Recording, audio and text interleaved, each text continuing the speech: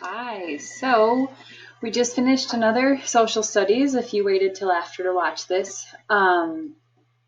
Hopefully you're getting the routine, right? Every class, we have to do a notebook page and we do an exit ticket. In most classes, we have an Edpuzzle. It's kind of the routine. So if you're not doing those things, you're missing out on our assignments.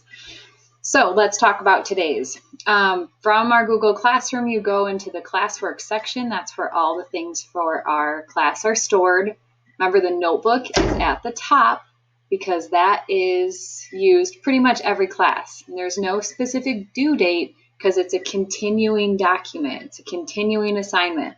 Like I said, just like a paper notebook, it keeps going. So you do your notes digitally, give it to me, and then I check them and give it back to you. So it's kind of like a real notebook where you write your notes, I check them, give it back. So that's at the top. So we've got Friday today. The reading at the top will be the video that I'm making right now. I'll also put it here. And then you have your reading that goes along with it, an Edpuzzle that goes along with it, and your exit ticket. And as always, I try to include the Quizlet stuff. I hope that you are taking some time to look at those because when we have our social studies test, a lot of these terms will be on it. And I hope that you're spending extra time with those terms so that you are prepared. Okay, so let's get into today. We have to do the reading and fill out our notebook because that's what we do every time. So I'm going to open my notebook up. I have mine right here. And as mentioned, you have 5 things in your notebook. I told you that in class. You've got your circle map from the first class, definitions, flow map, tree map, and then last time we did another circle map. As I'm going to remind you again, but make sure you're making copies of these. Remember, we're not filling these out as they are. We're making copies so that we can use them for our actual notebook. These are just kind of like resources to use in our notebook. So kind of think of those as just the resources for when we need them, like we have needed these right here. Okay, so I'm in my notebook. I'm going to do another circle map. So I go up here to the circle map, make sure I am clicked on it, go up to edit and do duplicate. Some of you are skipping this every time. Please stop skipping this because I have to go in and fix it when you're done. Again, make sure you're clicked on it, do edit, and do duplicate, okay? So now I have 2. I'm going to drag it to the bottom so that it's kind of staying in order. So I've got my resources, climate, and then here we're talking about the first people. Okay, today we're talking about the Southwest Native Americans. So I can already type that. Like last class, we were doing the Northwest Coastal, and this time we're doing the Southwest Native Americans. Okay, so let's do our reading. Remember, the reading is here. I'll read over it with you and pull out the information together. But of course, you can kind of do it your own way too. I'm not super picky about that. All right, so it's just this section, 3.4 Native Americans of the Southwest. So here we go. The driest cultural region was the Southwest. This region stretched from southwestern United States to northern Mexico. It contained mountains, flat-top mesas, canyons, and deserts. When a word is in blue like this, that means it's defined over here. So a mesa is a flat-topped hill area with steep sides. So you can see this is kind of flat right here. It looks like their house is built right here on the top of that mesa. Okay, these varied places shared a similar climate. They received very little rainfall and they had extreme temperatures. Days were hot and nights were cold. Summers were scorching and winters were freezing. So the Southwest had few trees or other plants. Okay, so that was a lot of information. We're going to go into our notebook here. Remember, you click on the text box to get a text box.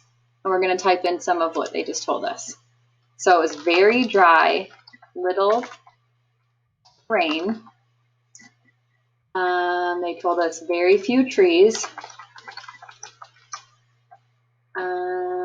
So super hot in the day and very cold at night. And they also told us lived on mesas. So let me just glance back through. Super dry, mesas, little rainfall, extreme temperatures. Okay, I think I got it. If you aren't caught up with me, just pause me and you can copy these over. So it sounds like they had a much kind of harsher climate than the Northwest Native Americans that we learned about last class. So not very much rain would be difficult. Very few trees would be difficult. So let's read on to see how they kind of adapted to this type of environment. Some of the Native American tribes who lived here were nomadic, like the Apache. Others, like the Hopi, found ways to farm with little water. They raised crops like corn, beans, squash, and cotton, and they established villages. So nomadic would be a word we need to know. So nomadic means that they traveled around. So they left the area when the conditions weren't ideal, like they couldn't really have a nice life there, or it was too much work to have a life there. They would travel somewhere else where the weather was better. But other tribes found ways to farm with little water. So they raised crops like corn, beans, and squash. Okay, so let's say grew crops such as corn, beans, water, and cotton.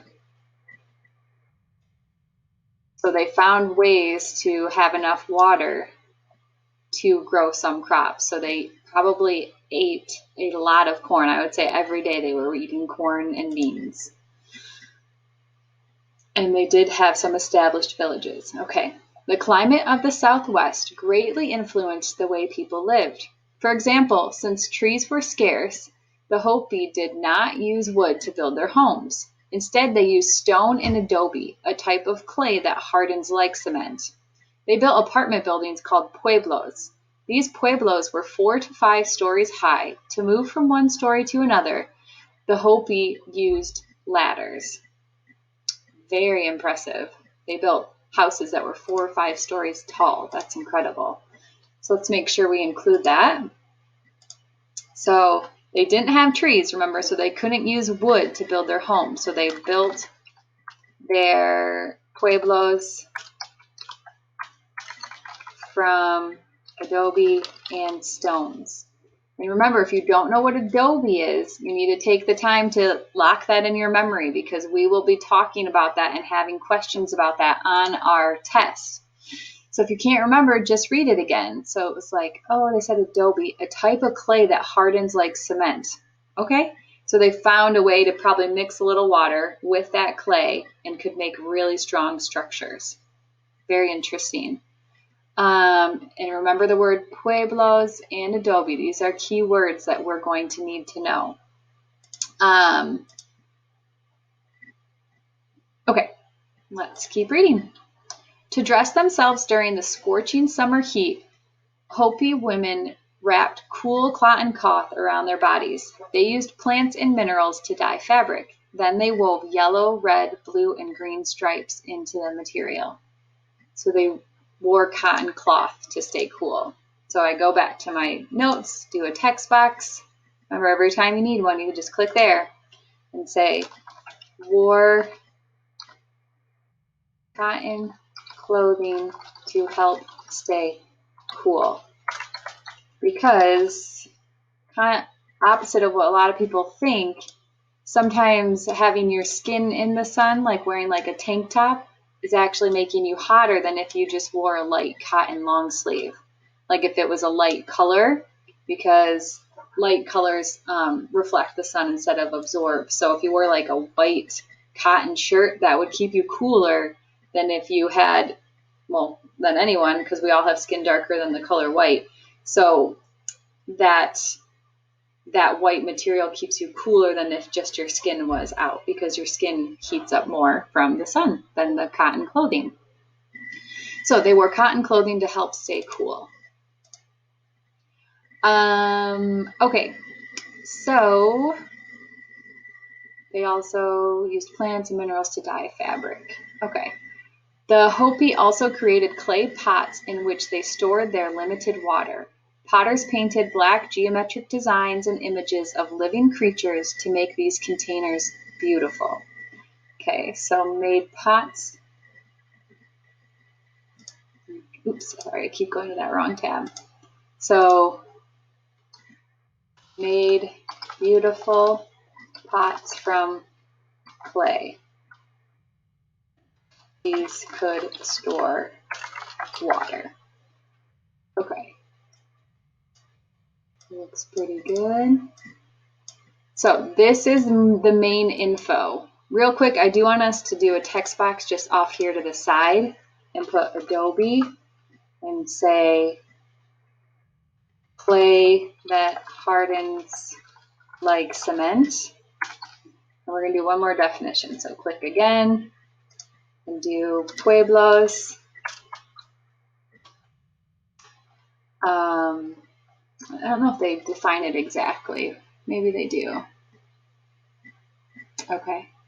So I would probably say apartment buildings built from Adobe. So since they were 4 or 5 stories high and lots of families lived there, they're kind of like a modern day apartment building.